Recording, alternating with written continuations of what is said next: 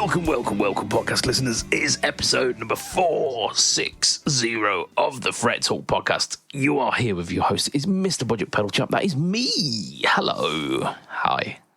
You're also joined by Lee Padabadabadoo. Yes, you are. Ollie. Yeah, Alt-Lee. Oh, yeah, Alt-Lee. Beautiful. So you're joined by us this week. It is episode number 460 of the Fret Talk podcast. This title for this one is Not Cocked Flange. You can get rid of that from last week. That was a wicked title, actually.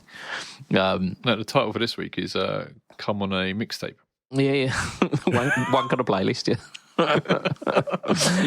Oh dear, you know what? We're keeping it in. Why not? We've just been sitting around for about an hour just fucking about before starting. Yeah. Yeah, we do that quite often, actually, don't we? Yeah, and after. Yeah. So this episode of the Fret Talk podcast is, of course, sponsored by Affordable, who are a UK company offering boutique pedals designed and built in the UK at amazing prices. They're like boutique pedals for budget prices, basically. There's some this week that are as low as £35 delivered to the UK, because there's a couple of prototypes that were just like test beds for stuff, and he's doing them at rock bottom prices. But you can get like the standard line as well. You've got the Supersonic, the 800, the Filthy Rat, the Neon, the Tarot Screamer. All of those are like still great prices. And the home to the Create Your Own as well. So if you want any graphic on any of those pedals, you can do that. Just have a chat with him. They're fantastic pedals, and the stock ready to ship. Just check them out at affordable.co.uk. So, myself and Mr. Affordable had an interaction this week. Interesting. Yeah. I put up a post, you might have seen it, in the group, wishing Matthew Bellamy happy birthday. Oh, yeah. And I was saying, like, the group would not be what it is today without the inspiration that I got from Maybe. Because I thought it was fun to call him Maybe. Yeah, you and him are you're tight homies, aren't you? What do you call me? And Mr. Affordable appreciated the post. He put his appreciation up and said, "What about a muse fuzz?" Ooh. And he said, hold my beer. So holding his solder iron wouldn't help, because then he wouldn't be able to build. Yeah. But yeah, it was I'm quietly sitting here hoping. Yeah, it'd be really cool to have like an octave fuzz that's like based or just a fuzz factory sort of thing, maybe with an octave in it, or something cool, something a bit musy. Yeah, I mean, if you could make a fuzz factory that doesn't make mental sounds for 80% of the pedal, that'd be grand.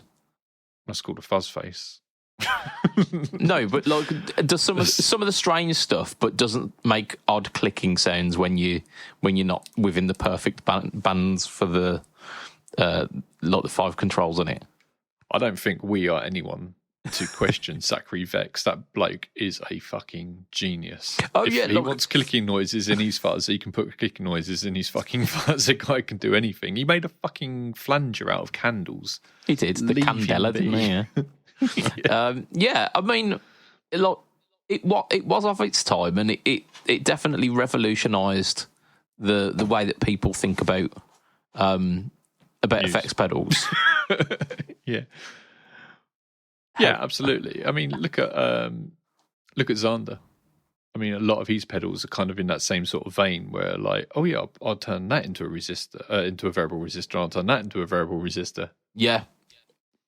I mean, Xander kind of took the concept and ran with it, but his stuff tends not to have a lot of modes in it where it just becomes like odd clicking sounds and like just really violent feedback.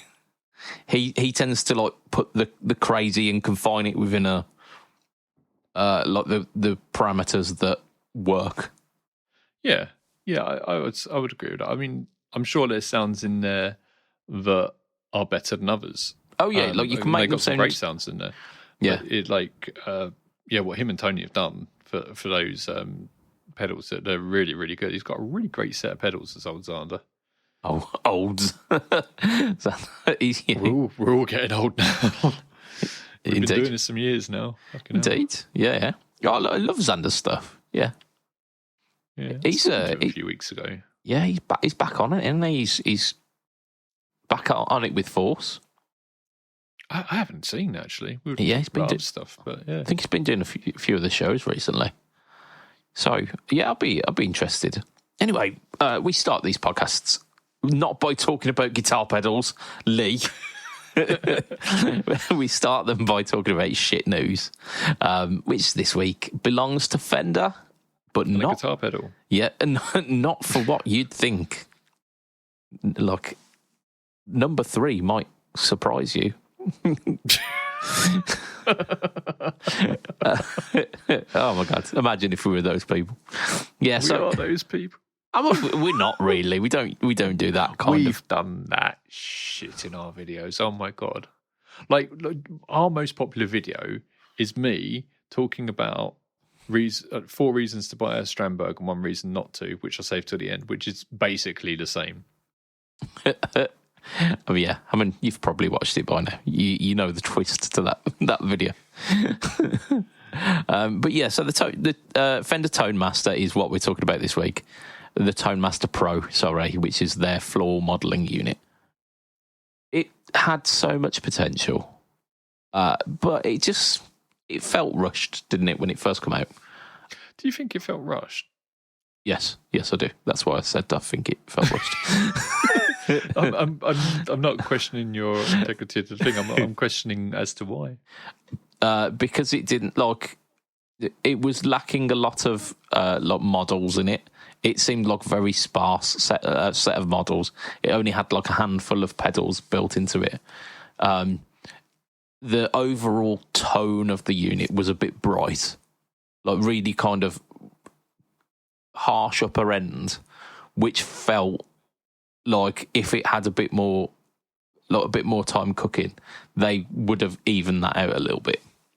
I would say that if that was the case, then it would have a lot more in it now than it started with, and it does have some more in it now, which obviously we're going to talk about today, but not that much more. And I think it launched with what it meant to launch with, but I don't think it was a well considered product. Oh, okay, yeah. I mean, I was going from the point of view of an optimist, thinking that it was released a little bit before its time, because by that point the Helix was probably 8 or 9 years old, so they were already late to the party. It was only a couple of years ago, weren't it? Yeah, it was. Yeah, probably about 3 or 4 years ago it was released. But really? That long? Yeah, in that time, I mean, I could probably tell you for certain because we did a video on that. They lent us one, didn't they, for a while? Yeah, it weren't straight away, but it was within the kind of first couple of months.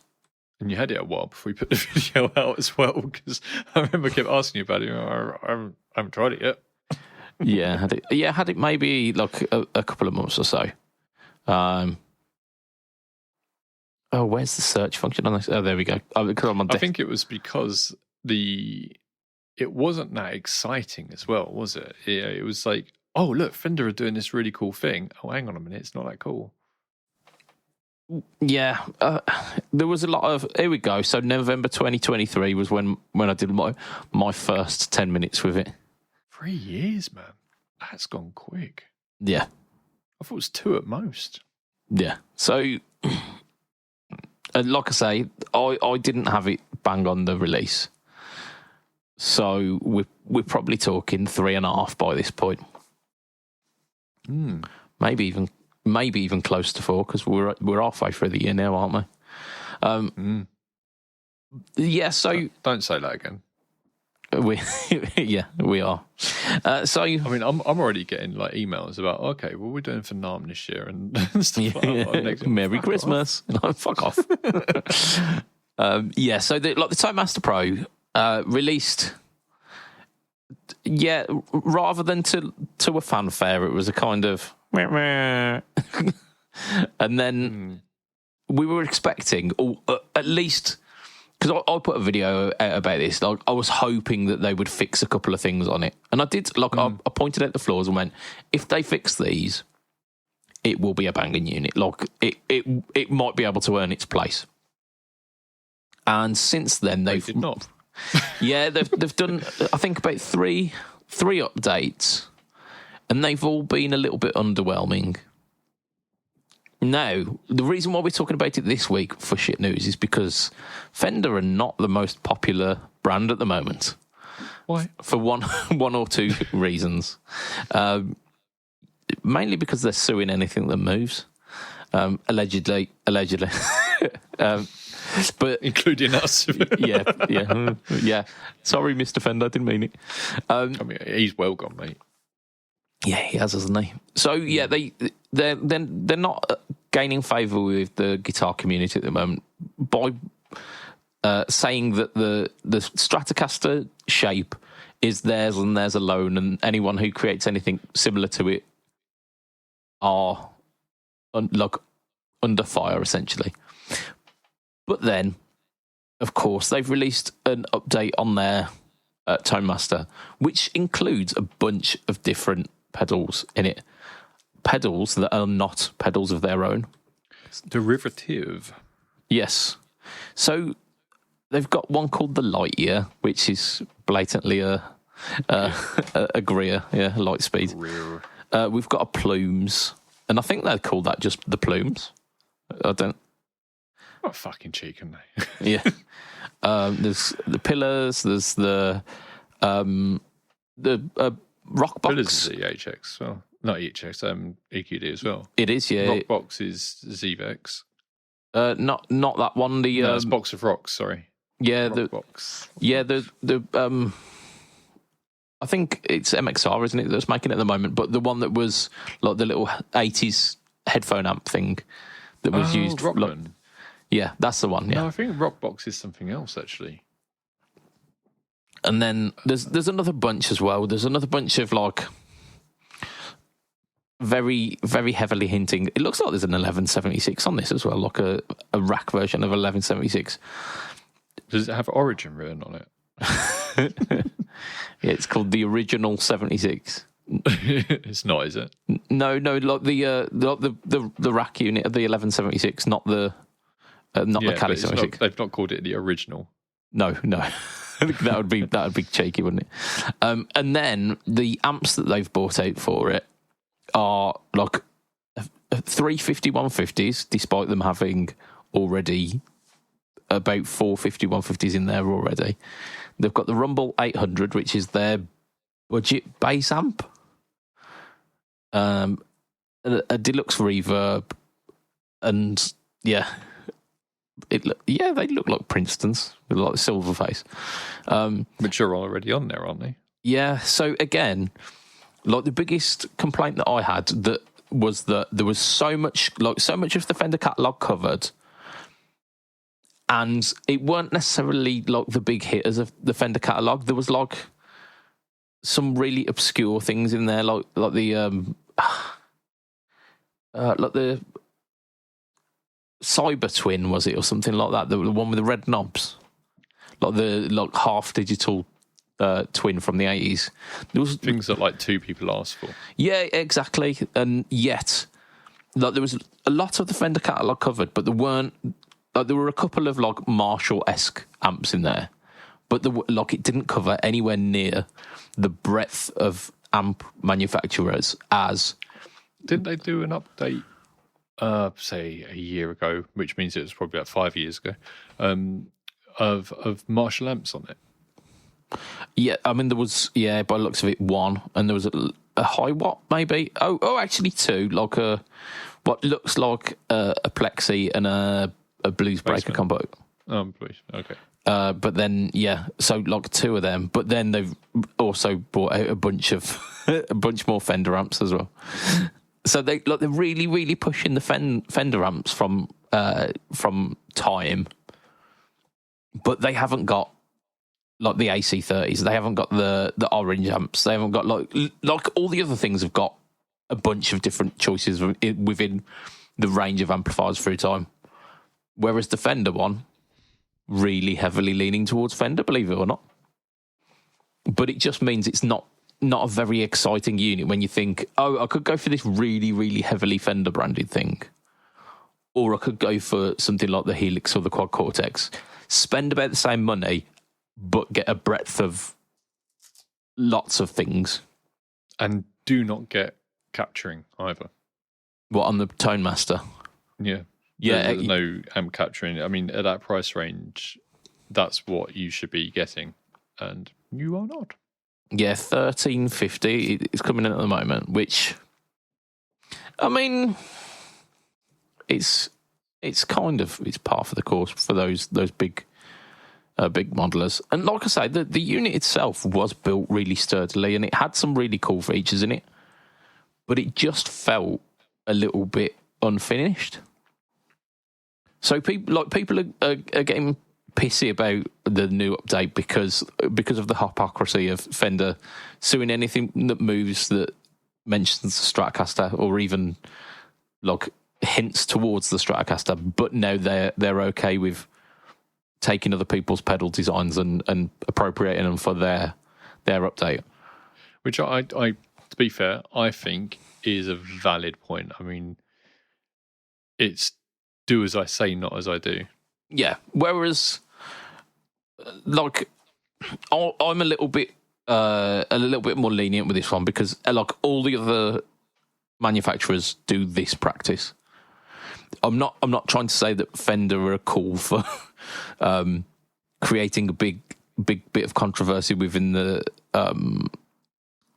industry at the moment, and absolutely we should let them know that kind of behaviour is making them not making us sad. Yeah, it's not making us want to buy their products. However, I don't think this, like, their update is necessarily anything that we should pick on about it. I think it feels like we're just jumping on the bandwagon of we dislike Fender, boo anything that they do, rather than picking it apart and going, actually, no, the Helix has got plumes in it. The Helix has got, I don't think it's got a light, a Greer light speed in it, but it's got, probably has. It's got loads, but I would take the point that you made where we're not jumping on the other companies, but the other companies haven't recently done what Fender's done. Yeah, and that's why no one would have mentioned this if it wasn't for that. Yeah, but again, I think just because we don't like that thing that they've done, this thing isn't necessarily a problem. Because we allow... No one's saying it is, though. No one's saying, oh, this is a problem. What they're saying is you cannot have your cake and eat it. You cannot say you can't do this and then go and do it yourself. No one's saying, oh, we don't want those pedals on this Toemaster Pro. Because if you've got it, you absolutely do. The more the merrier. They're usually free updates as well. Great, cool. You just got a few more free pedals. But what they're saying is you're kind of doing what you're having a go at everyone about doing. Yeah, it doesn't feel like that to me. It feels like we're picking on Fender because they are being Fender at the moment, and absolutely for their guitar practice, do it. Like, I'm not on board with what they're doing to the guitar world at the moment. I mean, I know you're right in the aspect of there is an extent of where, like, how far you should go with something like this. Like, shouldn't be rioting and beating people up and stuff because of this. You know, that, and we're seeing that a lot in the world. People overreacting to things in the world, and people going, oh yeah, and jumping on the bandwagon and taking any excuse to just be horrible. Yeah. So there is an element of that, and we do see that in the industry as well, and it's not nice. Oh yeah, there is a big cancel culture. That's going on, and I don't want this to be part of that, and it feels like it is jumping in with that. I think what I'm trying to say is, if we're going to cancel Fender, let's do it for the right reasons. and not because they updated a piece of hardware that they really should have updated. Are you actually seeing? Because I've not seen the fallout of this, but are you actually seeing people really like go that far about it? Because I can imagine people saying, well, hang on a minute, you've been a bit of a hypocrite doing that. But are people really going, oh, we should cancel them because they're doing this, and so on and so forth? I don't think it's been done in a kind way. But then again, I suppose if Fender's practices at the moment are not warming them to people. So I don't know. I think I'm just saying, like, let's be wary of it. Like, we don't necessarily need to hate on them for an update on this. Yeah, we are very interested to hear what you guys think in the comments, and I'm assuming there's no girls listening. Absolutely, there can be. We are. It'd be so nice if there were. If you are a lady and you are listening to this, do let us know, because it would be nice to know it's not complete bloody sausage fest. I mean, that's one way of putting it. It's definitely one way of putting it. I would like to say we feel like we can be inclusive, inclusive to everyone. I don't think we necessarily load the podcast with machismo and like lads banter. But I can understand. We really don't. But I mean, it is kind of like listening to a couple of guys talk about things that they think they know everything about. yeah, and I can totally get why it's not a necessarily inviting place for girls. But if I was a woman, I wouldn't listen to us. Well, there you go. From the horse's mouth. Lee's recommendation. You've got to be a bloke to listen. I'm a lady. There we go. So that is the Fender Pro, Toadmaster Pro for this week. They did an update. Yay. But we should do a live stream about that and just call it that. Yeah. Fender did an update. Yay. Yeah. I think it's floundering, isn't it? It's too little after too long. Like you say, I mean, too late was the day after the pedal came out. I mean, to be fair, they had a day one patch, didn't they? They had a day one patch that had a bunch of additional content for it. Was this a PlayStation game? Yes. Fucking hell. But, I mean, and considering actually, Fender have been known to not support their hardware after it releases. Like the Mustang amps. Yeah. That was pretty much obsolete within 6 months of it coming out. And because weren't it that like Windows was moving from like Windows 10 to 11 and they went, absolutely, we're not doing a Windows 11 app for this. So it became useless overnight. And it was something stupid like within 6 months of the amp dropping. But it's still, they've updated it. Cool. It's not a great deal and it's still a lot more of the same stuff. Ugh. Do you see the parallels of this to what people were saying about if you want to sell more strats, make better strats? If you want to sell better, more multi-effects, make better multi-effects and support the fucking things. Yeah. I think they've really missed a trick in not doing like the Toadmaster Pro Lite and doing like a 4-foot switch version. Don't encourage them. Why would I not encourage that? Like a smaller version. They need to make the good one. Like they need to make the first one. They've got good first before they make a copy of it. Yeah. Okay.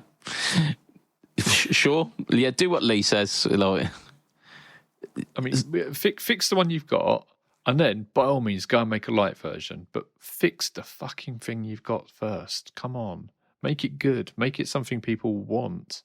What do you not reckon making it 500 quid and making it a 4-foot switch version fixes some of the problem with it? Because it's talking about the price and the size. Yeah. Well, it's the. Because I think that's the least issue. I think that is an issue, but I think that's the least of the issues. I think it's most of the issue is the fact that they're trying to charge the best part of 1,400 quid for something that is generously 5 years behind everyone else. Whereas if that were cheaper, touchscreen was good, but Headrush had good touchscreens years ago, didn't they? I'm not about the touchscreen. I'm on about like in terms of like the amount of amp models, the amount of effects, or like all of the stuff it offers you is stuff that Helix was offering 10 years ago. Yeah, I mean, and more. Yeah, yeah. I mean, has it got all of their effects in, all of the different Fender effects? Has it bollocks? I mean, no, it has not, because they've not updated it enough. I mean, so that's where you start. I mean, these are your proprietary gear. I mean, your proprietary effects. Some of them pedals, them Fender pedals that they had a few years ago, they were well good, and they had a little stash pot thing as well. Yeah, so like you put the little battery compartment that popped down. It was magnetized and it was like hidden. No, I do not. But yeah, like you get a load of those. The kind of their flagship pedal model. You get a few of the Hammertone pedals in there as well, like modelled for the unit. There you go, and that's the kind of Fender branding stuff that we want, rather than here's a Fender Princeton, but not the 65 one. This is now the 67 one with the silver screws. Do you know what they could do on it? I don't know if they do this already, but what they could do on it is they could do some sort of software in it that makes your different pickups. So if you've got humbuckers, it can make them sound more like a path, or it can make them sound more like someone else's particular pickups. Or if you've got a Strat, it can make it. You've got single coils, it can make it sound like different guitars throughout their history, because that's what they've got. They've got heritage of like many years, so it can make your Strat sound more like Hendrix's Strat sound or whatever. That would be a good use of it. Yeah, there are plenty places they could go with it. It would require dedication, research, and development, wouldn't it? And it doesn't seem like that's on the front, like the forefront of their minds for this one. I mean, they have updated it. Let's not be shitty to them. It's not like they're not supporting it. They've literally released an update this week. So, yeah. Not a great update. But it is an update and it is free. So they're better than Kemper in that respect. Yeah. But in the respect of Kemper, like the idea is people model their amps and you share them with each other, or you buy them off of each other or whatever. So that's almost like an ongoing update anyway. If you want to update it, you go and get another amp. Yes, Kemper should have added more things to it over the years, and they did a little bit, but I mean, they just keep rehashing the same shit in a different case. yes, they do. But I think literally did. They just put a number 2 on it and a slick of paint. So first we were talking about coming on playlists. Now we're talking about shitting on Kempers. Jeez, right? Yeah. So that is the Tone Master, and just how lukewarm it makes us feel currently. I don't think there's any saving it now. Do we want? If they wanted to save it, they could paint it a different colour and put a number 2 on it. Right, Lee, what have we been up to this week? Have we done anything? I have been doing lots of things. Have you? And I wouldn't say this week, because this week's been a bit of a write-off for me. But the last couple of weeks, yeah. I bought one of these Bernth guitar lessons things. And it was supposed to be like a 7-day lesson, and I'm on day 2 now, and I'm 2 weeks in. So, I mean, you're getting your money's worth there. Yeah, I mean, the first lesson was an incredibly steep learning curve. Yeah, it went from, okay, here's the slow one, and I was like, okay, I couldn't do that, so I had to slow that down further in like Guitar Pro, and then like get that up to speed, and then it was like, okay, and this is where you need to be playing it. And I was like, yeah, fuck off. So that I am about 80-85% there in terms of speed, cleanly. No, yeah, I'd say I'm 70% there cleanly, 80-85% there improving It's nice, and that's only on the first lesson. But I'm moving on to the other lessons. But what I can say is the lessons are very good. Yeah. It was very easy to do. I got like one set of lessons for like a $5, so it was really, really cheap. So it was like $5 or €5 or £5, or 17 billion Swedish krones. But actually, it's what I don't like about it is it's a bit salesy. You know, he's always saying, "Oh, you can get this, but the offer ends soon." And then when you're buying one, it's like, you can buy this for just 17 quid or whatever. Yeah. I mean, that's like online digital products these days, isn't it? I've worked in sales though, and I mean, everyone knows it, but when you've worked in it for a long time, yeah, you see it. Yeah, and it makes me a bit sick. It cringe. But the lessons are good. So what I'm going to do is when I finish these, I'll either do some more of his lessons, or I will do some more of someone else's. And I think I'm going to continue doing this so I can get my playing where I want it to be, because I've been very unhappy with my playing for a long time now. Yeah. And I've been trying to teach myself and like do things, but these people know it. So yeah. I should let them show it to me. And it's cheaper than actually doing direct one-to-one guitar lessons, and it's not that much different. Oh yeah, like guitar lessons, you could spend like that $17 or whatever it was for like the video pack upgrade. You could spend that for one lesson. And yeah, I took that actually, because the lessons that I took, one was on fretting and one was on picking. And I figured that's the entirety of guitar, that is. That's not, is it? Yeah, but you can fret, you can pick. That's both hands covered. Yeah, but you need to know music and like where to finger the holes and stuff. I mean the notes and steady on. This is why the ladies don't listen. Yeah, said the vicar to the what was it? Actress. Actress to the bishop. Yeah. So, yeah, I'm pleased with the progress I've made so far. Really, really pleased. I'm finding playing a lot easier. One of the big things that's struck me is how hard I was making the guitar for myself. I mean, and I've been told this before. I've been told that one of the things that you should do is you should put your finger on the string above a fret, obviously, and start pushing it down whilst picking the string, and so you've got like a dead note, like and start pushing it down really, really gently, and until it makes a note, and then do that a few times, and then that will show you just how gently you need to be pushing the string. Yeah, anything more than that is wasted effort, isn't it? And I've been putting like 1,000% more than that.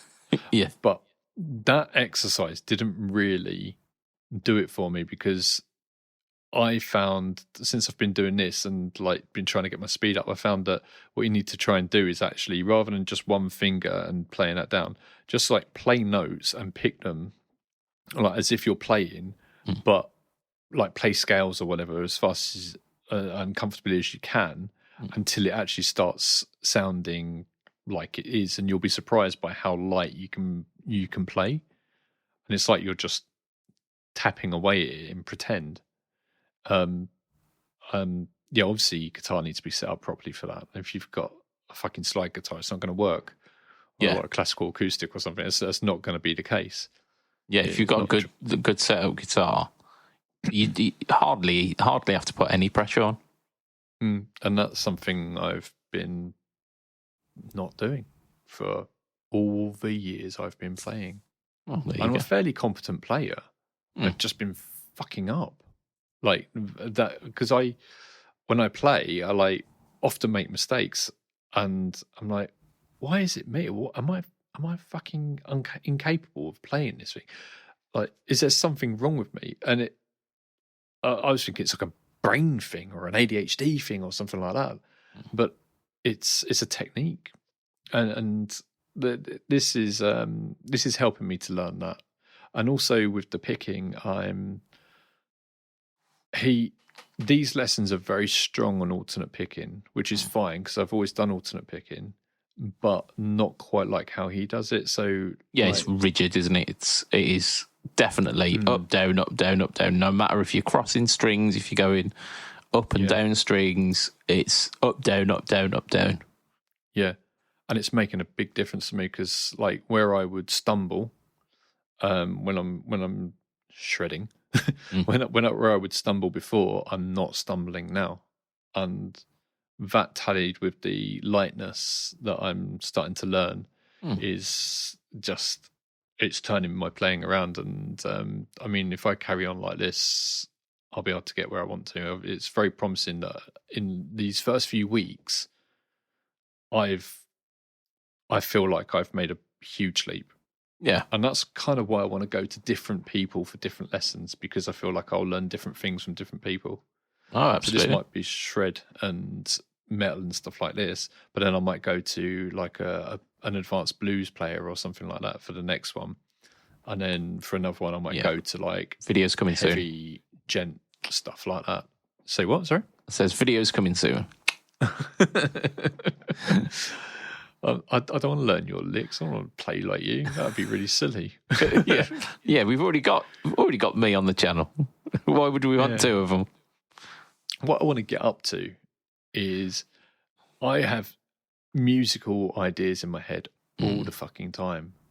And then I go to put them down on guitar and I'm like, yeah, I can play this, but it's going to sound better if it's up to speed. And then I can't consistently do it at the speed or consistently do it without screwing it up. Yeah. And I want to get to that. And then I need to start working on how to take these they're like prog jazz things that actually work really nicely in rock and stuff like that. And I want to be able to take that into our videos. And it's a big stumbling block for me because I feel embarrassed when I'm playing on camera, because I know that when I watch it back, I'm like, oh God, that was shit. So yeah, no, it's a big thing for me. It's a big thing for my playing, but it's also a big psychological thing for me as well. Yeah. It's the performance anxiety, isn't it? It's the confidence, isn't it? I mean, it also doesn't help with comment sections on YouTube as well, does it? Some of those people, armchair warriors. Some of them stick in my head for years. I remember one early on, and it was something like, "Oh, it's nice to see someone who plays about as good as I do, so I can get a real sense of how this pedal is." And they said it in such a genuine, nice way. Yeah. And I was like, "Fuck off!" and this must have been maybe 10 years ago. Yeah, there's loads of things like that stick in my head. I mean, one of our first videos, someone commented saying, "Oh, was this filmed on a potato?" And when you've got like ADHD and like autisms and all these sort of shit, those things, they root in your psyche and they hardwire your brain differently. These people don't know that. It's not their fault, but that's what happens. So yeah, it's been a big thing for me, and I need to get past it. Yeah. Hopefully these lessons will build up the confidence a bit more and the skills. Yeah. You'll not feel more confident in your abilities. Or actually have the ability. Yeah.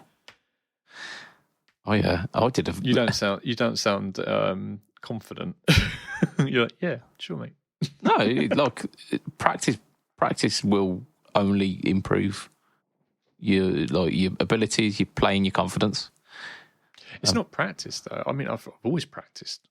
Yeah, but intentional practice, isn't it? Like, there's a difference between like practice, studying, really, isn't it? As opposed to practicing, it's studying, learning more, moving forward. Yeah, not just repeating. Oh yeah, I do a lot of that. I did a short today. Well, it wasn't a short actually because it's not on YouTube yet. But I did a video today where I monned the guitar. Cheeky. It is. Yeah. So it's like poking a little bit of fun at, because there's a trend recently that shows provocatively dressed and it's usually ladies. I'm saying it's not blokes on this one. Not that I've seen lady. but like provocatively dressed ladies, and they are pretending to play along with like famous solos and like difficult guitar bits, but then like doing a pretty bad miming job of doing it if we call it out as is. And like there's a few YouTube channels where they like play those shorts back and then actually play what the person would be playing based on what their fingers are doing. And they're quite funny, but I've taken it the other way. So I did a short where I went. I bet you did as well. Yeah, I've noticed the trend of people dressing rather provocatively and miming along to guitar, and it's blown up their YouTube channels. So I thought I'd give it a go, and I did. I dressed provocatively. You still are. Yeah. And I definitely mimed along to the guitar, didn't I? There wasn't a note right. However, what I did differently is I recorded the guitar track that went underneath it. So I had to like pretend mime along to my own guitar playing. But I thought it was quite funny. Yeah, it was. I did giggle when you sent it over earlier. It's Budge in his t-shirt that has a Nintendo, like an original NES cartridge, which obviously everyone knows that when they weren't working, you blow inside it and go like that. That sort of noise, isn't it? Yeah. And to clean them out, and below it says "blow me," and the where you would have the game sticker on it, you've got this like like gurning face. Yeah, gurning. Yeah. Oh, blow me. It's in the German guy gurning. That was gurning. Gurring, yes. Yeah. But yeah, it was. I knew you were up to something on it because when you come on, you got like your guitar really up close to you, and I was like, he's holding that weird. What's he doing? Yep, I was. So I did that. I also... You should have started it. You should have started it in just a bra, and then gone to that. Funnily enough, I don't own any bras. Your wife does. Yeah, she probably does. Yeah. Probably. I think you might know. Not seen one of them in a while. So I also did a video on the Sonic 8 Pocket Control this week, which is, for all intents and purpose, their version of something like the Mvave Chocolate Plus. However, they have done something that Mvave didn't do, which was make it user-friendly. Like the Chocolate Plus, first of all, it required you doing some like back-end routing to be able to get the app on the phone itself, because it's. I mean, that's the most fun way anyone's described getting an app onto a phone. Yeah, so like you had to like sideload it a little bit. Is that just an Android thing though? Yeah, because it's not on the it's not on the Play Store, so you had to like download the app and then load it in, which was fine. Like it worked, and it was. But it's on their website. Yeah, it's like a website that they link to, so like a hosting website. It like from all that, it's fine. It like you get the app on your phone, and then you get like the very basic kind of MIDI editor, but you are like it's blank. The thing is blank, and it's then you've got to figure out how to program it, which that in and of itself is a step too far for some people. They're like, I just wanted to plug it in and play, and it doesn't really work that way. Whereas the Pocket Control has got presets built in. Like it's got 4 presets built directly to work with the Pocket Master, as you'd expect. It's got another 4 that work with the Matribox 2, and then I think it's got 1 that works with the Vailton GP5 as well. So you've got all of these pre-built in like preset blocks that allow you to just plug and play, or like set it up via Bluetooth and play with Vailton and the two Sonic 8 products as well. So, is the Sonic 8 app called Sonic Link? It is, yeah. So that one's on the Apple Store. Yeah. What's the oat chocolate one called? Do you know? I can find out for you, because it might be good consumer information if it's available on the old iPhone. Yeah, it weren't available on the Play Store when I did the MVAV Chocolate Plus. It is cool. It's something like the something cube, the Sonic Cube or something like that. What, for the Envave thing? Yeah, Cube Sweet. Cube Sweet. Yeah, it looks like that. God. Oh my God. The one next to Discord. Underneath clock. There you go. So that's what it looks like. And it weren't on the Google Play Store. That is on the Apple Store. So that's on the Apple. Yeah, this one? Does that look right to you? Yeah, that's the one. Yep. So okay. For whatever reason, it weren't on the Play Store. It might be that it's on now, but it weren't before. Either way, like the Sonic 8 app, I already had downloaded because it's the one that you use for any of the Sonic 8 products. It's like the Pocket Master, the Smart Box, all of those. They all use this app, and you literally, like the same app, you just connect to the device and it connects to your thing. And that's for Sonic 8? Yeah, for the Sonic 8 one. So for the Pocket Control. So I literally like pulled up straight away from out the box. You can literally just plug it in and use it anyway. But I pulled it up to find out what all of the controls did. So it tells you like bank preset up, bank preset down, and then switch reverb on or whatever it does. So I looked through them and kind of used that. I show it off in the video as well, that you've got a bunch of different plug and play options for it. And was that out last Friday? The video? Mm. The video was out Tuesday. Oh, it came out yesterday? Yeah. No, 2 days ago. 2 days ago, yeah. Okay.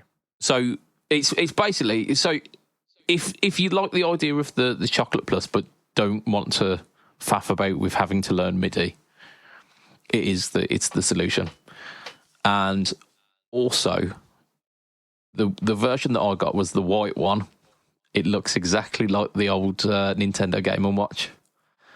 Oh yeah, you sent over the picture, because it's not white, is it? It's kind of like, yeah, it's like we couldn't afford to buy the best acrylic, so here's some somewhat brown without being brown, and a red that is also brown without being brown, and they're two totally different browns, but they are both brown. No, the white is more of a cream colour, but the red is definitely like a maroony colour. But it's brown without being brown. It's weird. It's got the vibe of the older Nintendo Game & Watches, which is exactly why I wanted to have that. I sounds like I'm shitting on it, but I am not. Yeah, I love that. I want one of them. They also do. They do a bunch of really cool colours in them, like they did with the Pocket Master. They do this one which is purple with green buttons, and that looks phenomenal as well. It's just so good. Game Boy colours. They do. So they've got like transparent green, they've got transparent white as well. So it looks like the technology of 2000s, where everything had like a semi-transparent colour. And it was like late 90s, wasn't it? It was because like the Max. Yeah, the old iMacs. Yeah. Yeah, man, I wanted one of them so bad, and I only because it had colour on it. Yeah, it looked like much more vibrant and much more palatable than all of the other home computers at the time, which were like this horrible off-white. Yeah, and the only one I ever saw in real life actually was just like the green one, which was like the least exciting. Yeah, because they had like teal, orange, pink, all of these different ones, like Tamagotchi colours. And yeah, Tamagotchi. I keep hearing about Tamagotchis all the time recently. yeah, Everyone's talking about them. they've made a comeback, haven't they? Have they really? Yeah. Some of the kids are into them. Anyway, we've got. My boy keeps asking for a dog. I might get him on lemons. Yeah, get him a Tamagotchi. If you can look after this for 4 years, yeah, we might get you a dog. I really don't want a dog. I love dogs. I really, really love dogs. But just cleaning up the dog shit everywhere. And we got a big garden, so it's like you're not going to find it all, and then until you do. Yeah, you know what I mean? until it's in your foot. Until you've stood on it and it's squished. And we go through like weeks of really deep snow when I am not going out and walking and breaking my neck, like because the snow compacts down and it's just like a sheet of ice everywhere. Yeah, if you don't fall over, you're going to get run over or something. And then when you go away, it's a big man. I really love dogs. We used to have a Great Dane Mastiff mix, and she was wonderful. Yeah, and I loved her so much. But fucking hell, man. He keeps going, I want a golden retriever, Daddy. Oh, what, like a dog classic? That's like the Stratocaster of the dog world. Yeah, it's good because his best friend's parents breed them. Okay, I love it, and they keep like we even had someone bring one round once, and because we were talking about buying this golden retriever, and the first thing it went up to did was go up to my Les Paul and start like sniffing around it. I was like, nope, absolutely not. Yeah. No, off you go. Yeah. Nope. This is not a chew toy, my friend. Yeah, I am not having guitars in my living room. It's just not an option. I need to have guitars in my living room. Yeah. So I mean, you've got these Bernth lessons, haven't you? Like, you've got to keep on top of them. Which actually brings me on to a topic, because tomorrow, listener, we will release a video on pedalboard to do, something we're not doing very often anymore. Oh yeah, like tomorrow is Tuesday, isn't it? It definitely is. I was thinking like tomorrow. Hang on, that's Friday. No, yeah. What episode is this? I have been going to bed late this week because I have been treating myself by doing all of the editing very early on, and then going way past my bedtime playing Red Dead Redemption 2. So please do not judge me. Listeners, please drop a comment in the group to tell Budge that he needs to get on Baldur's Gate free. Yeah, maybe I'll do. Like I said, I'm gonna complete Red Dead first, which may take around 3 to 4 months, and then Grand Theft Auto 6 is coming out. Everyone's going to be on that. I mean, I'll shock and surprise you here. Not played Grand Theft Auto 5. It's good. It's really good. Yeah, I've been told. Surprisingly.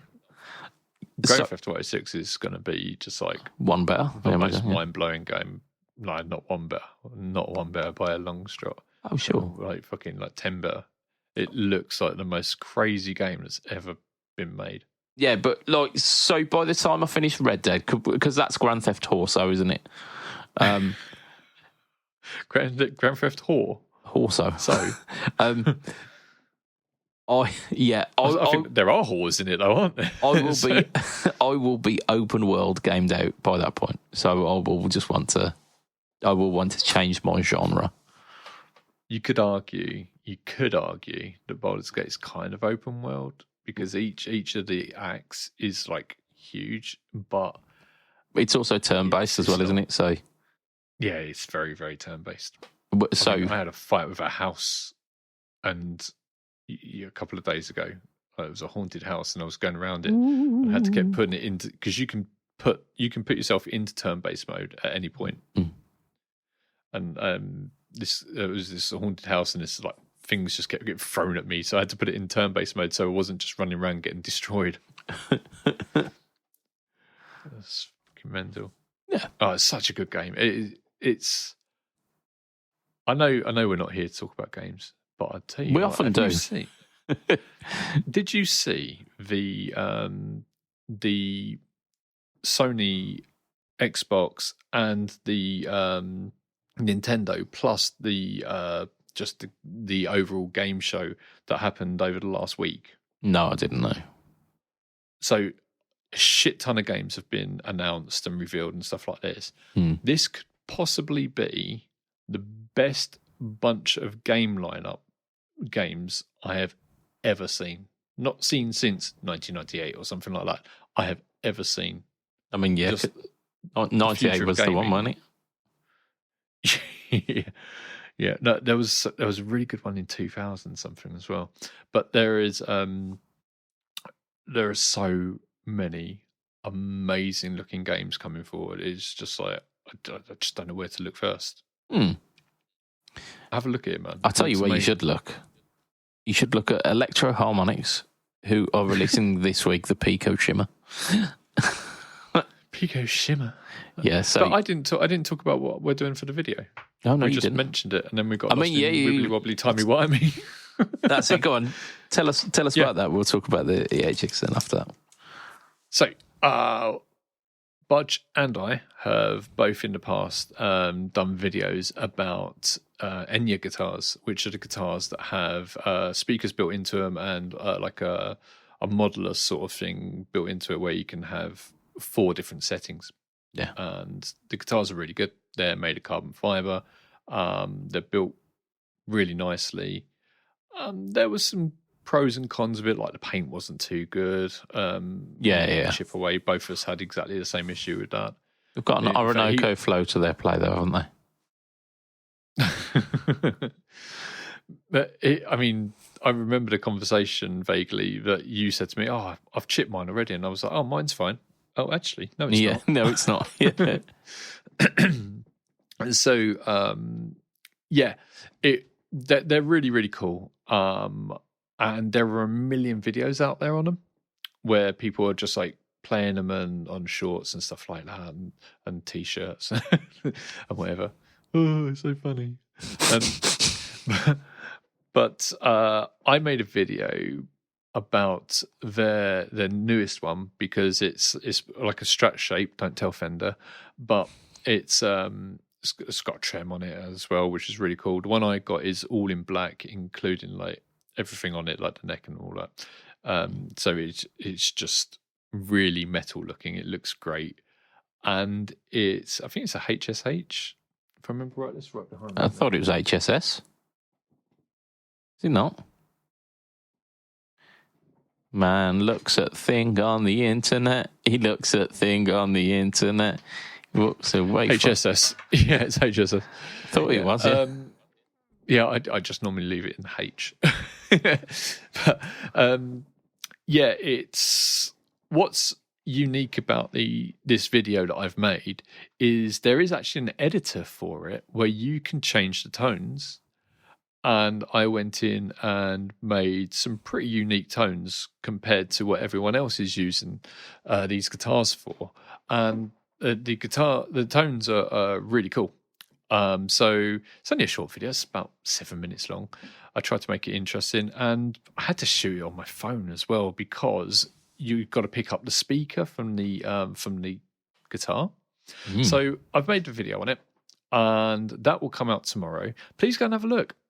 Have a look, see what you think, because it would be really cool to have some feedback from people. Drop a comment, and if you think it's worth sharing, share it, because we really, really want to hit 10,000 subs on the group. We've been wanting to do that for ages and ages and ages. Once we hit 10,000, things will start picking up. Yeah, it's a big milestone for YouTube channels. It is. We're not massively far away as well. We're about 8,600 at the moment. So yeah, like about 1,400 left. Which, it's very much doable. If we could get it by the end of the year, that'd be nice, wouldn't it? That'd be real nice. Yeah, we just got an achievement for hitting 1.5 million views, and Budge hit 10,000 views subs. I think it was last year. Now he's on 17,000.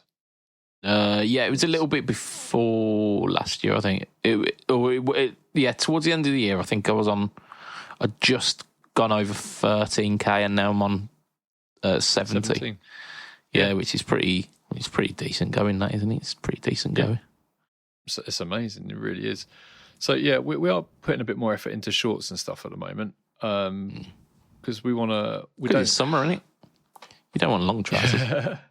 Yeah, and I'm not keen on... Well, we've been putting out a video every week for years, and I feel like I'd rather put out more meaningful content than just putting out a video for the sake of putting it out, but the algorithm doesn't really like that. So it's a bit of a...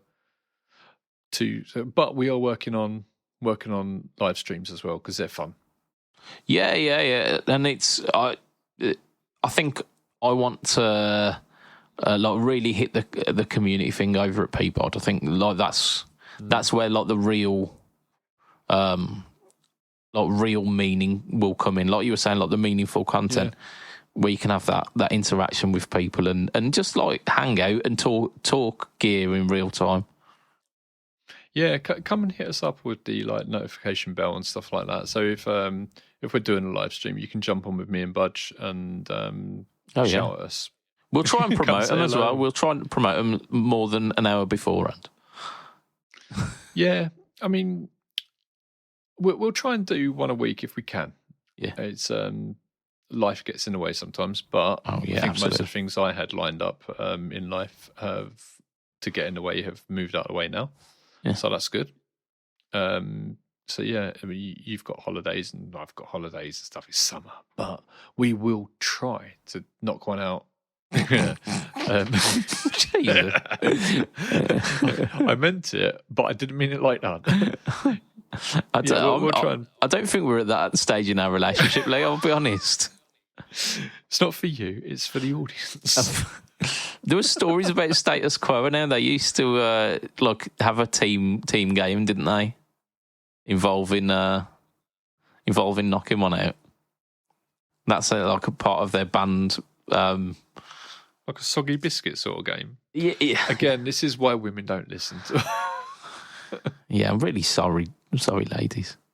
But yeah, I heard that about status quo, that they definitely were acquainted in a much more intimate way than most bands of gentlemen. You say that. Maybe they were just more open about it. Indeed. Right. Speaking of like group consensual masturbation, let's swing back to the. This is why electro-harmonics don't want to work with us.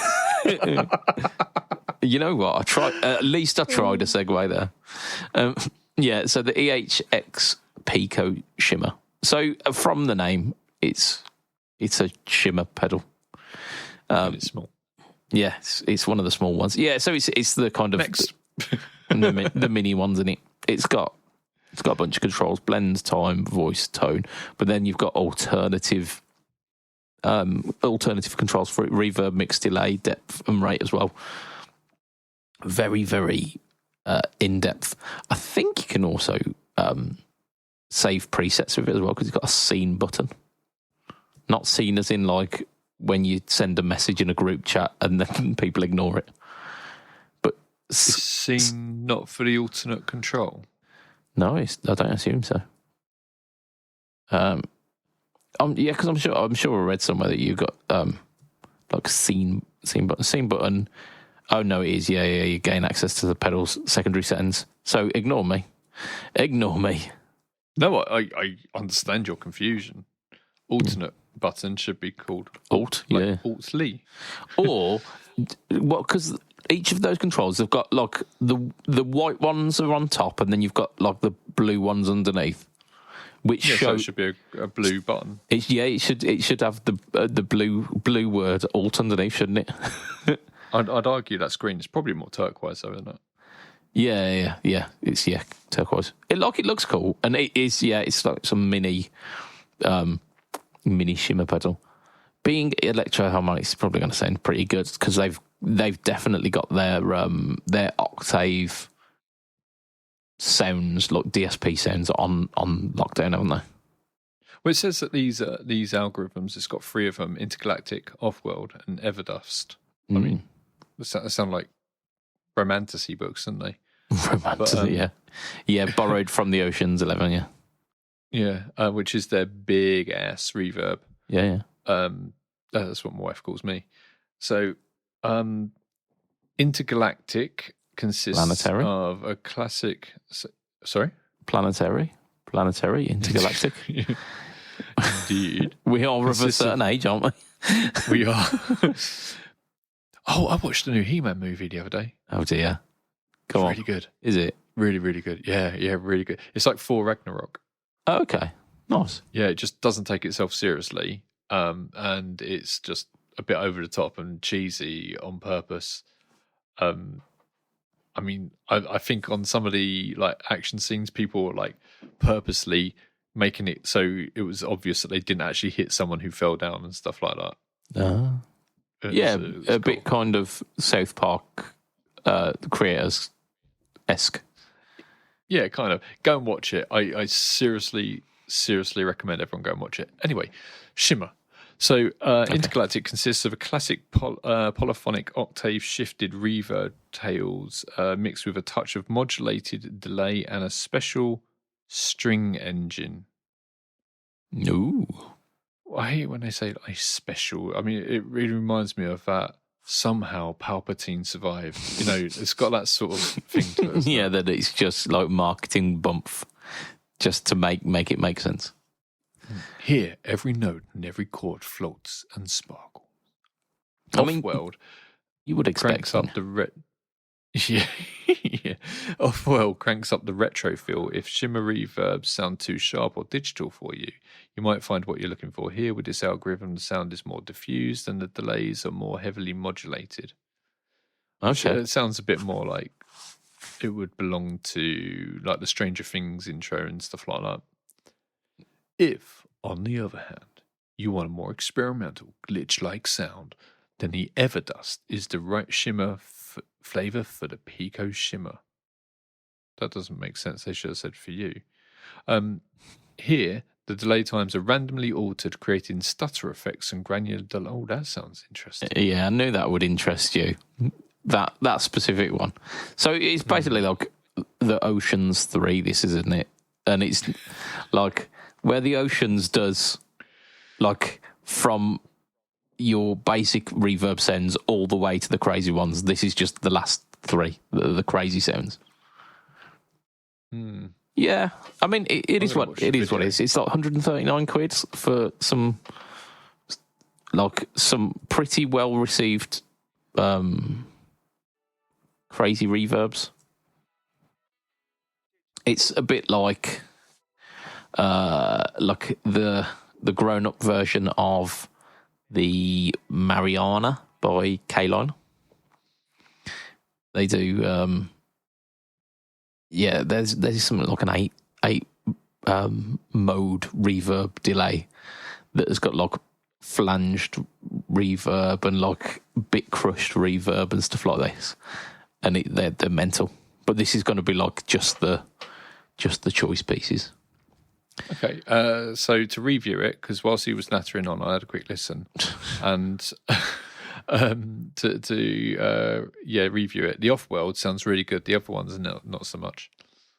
Okay, the Off-world is the one that I think I would be tempted by because it's the retro feeling one where it's a little bit more kind of sat back rather than in your face shimmer. Yeah, it's got that 80s movie sort of vibe that I thought it would have. In a time. In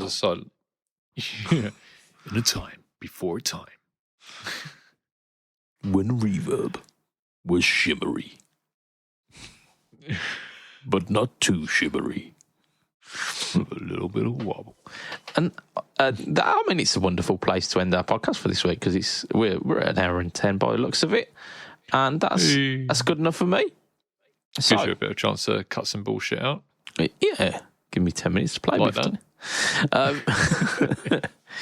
So I'm gonna extend a thank you to you listener. You are amazing. You've made it this far, and if you haven't already, make sure that you go over to Fret Talk Podcast on YouTube. if you listen via the YouTube Music app, especially, make sure that you subscribe via the YouTube link, because you can like the individual episodes then, and that really helps. It helps push this thing out. And of course, you can sub on YouTube as well. Drop us a comment in the on the video. It would be amazing. Help us. Yeah, that'd be a really cool thing to do after you've been to pedal boards. They've done all that stuff for us as well. Yeah, there you go. I mean, you get your chance later on. Relax. We've got our sponsor as well, which we're going to thank, which is affordboard.co.uk. Definitely worth checking out. Like, if you haven't already, you should have definitely checked them out already. But affordboard.co.uk. Check them. And then, of course, we've got our Patreon backers who, for as little as $2 a month, you can be part of the premium exclusive members-only crew, which gives you access to the Patreon episodes as well, which we continue the conversation on over there. The premium members are as follows. We've got Mr. Adam Yeomans of Chef Tone Effects. We've got Mr. Hugh Erection. Don't you dare. You saw me. Of course I did, you fart knocker. We've got Mr. Hugh Erection. We've got Mr. Mike Oxlong. Mr. Gary Goldencock. We have got Mr. Ben Fletcher of Fletcher Pickups, Mr. Brian Gower of Tone Jerks Podcast, the Second Bone Podcast, and the Off the Rails Podcast. We've got Mr. Diabetes Foot. We've got Mr. Jason Wharton of Jason Wharton 82 and of at PBOD. We've got Mr. Gareth Brand, Mr. DJ Play Nice, Mr. Grazed Fandango, and Mr. Mike Phelan. And of course, you can be part of our free tier as well, which affords you a shout out on every episode. And sometimes Lee tries to add extra ones. Oh, damn you. No, don't do it. So we have got the following people on our free tier. We've got Brett, we've got Dave, Harry Wellington, James Bragg, JD Fosho, Jimmy Smith. Jimmy Smith. Sorry, I'm being distracted by Lee typing things into the... what did I write? I'm not looking because I'm reading. It says, JD Fosho, don't be Jimmy distracted by this. We got Jimmy Smith, we got John, we got Johnny Goat, Johnny Cambridge, Julian Nielsen, Kamal Singh, Kent, the entirety thereof, Steve Snyder, Marlers, Matthew Dang, Matthew Quinn, Michael Burns, Michael Levinson, Mika Piponen, Mike, Nico Moisey, Perry Wright, Raphael Formaran, Ross Philpott, Jack Richards, Simon Fricker, Vaughan Murray, What You See Is Not What You Get, William Crown, Fank Brack, Mike Bull Ribovich, Rich Gretzky, Aris Agassane, Pedalboards of Doom, Is Danny DeVito Disco Bear. Yeah. If you want to catch me online, I'm, of course, Budget Pedal Chap. You find me Instagram, Facebook, YouTube, Threads, and Blogspot, all at or / Budget Pedal Chap. If you find one of them, you find them all. And this week featured, not only did it feature the Pocket Control on my channel, but I also did a tone only, no toggle tone on the Moore GE100 Pro. Sounds good. Lee, where can we find you? You can find me on this document, Annoying Budge. You can. I am going to take away all editing rights for everyone else on this for next week. Oh, don't, because you don't make the links clickable. I mean... He doesn't know how to press enter after a link. Yeah, it's 'cause I don't need it because I've already got the link open. Right. You can find me on everything Fret Talk, Pedalboard Steam, Yes. Rockboard, Fawn Sound Labs. There's some other things, isn't there? I don't know. You tell me. That's what we're here for. I mean, that'll do it. Won't it? It's enough. Yeah, and we're both on Pedalboards to Doom as well, and which this week features the Enya something. Yeah, I can't remember what it's called. The other one was Go Sonic, but I don't know what this other one's called. I think it's a Go Sonic as well, but I think it's a different. I think they've got like silly numbers like Ibanez sort of things, but they're more or less like the same guitars. Like they do the same thing, and they're carbon fiber, but they just are one's like a Strat and one's like a Les Paul. Nice. But yeah, they're really nice. Yeah. So, from myself, Mr. Budget Pedal Chap, from Don't forget to miss. No, sorry. Don't miss to forget this joke shit. Yeah, shit. Yeah. It will be a tatty bye and good night for this week. Ta-ra a bit.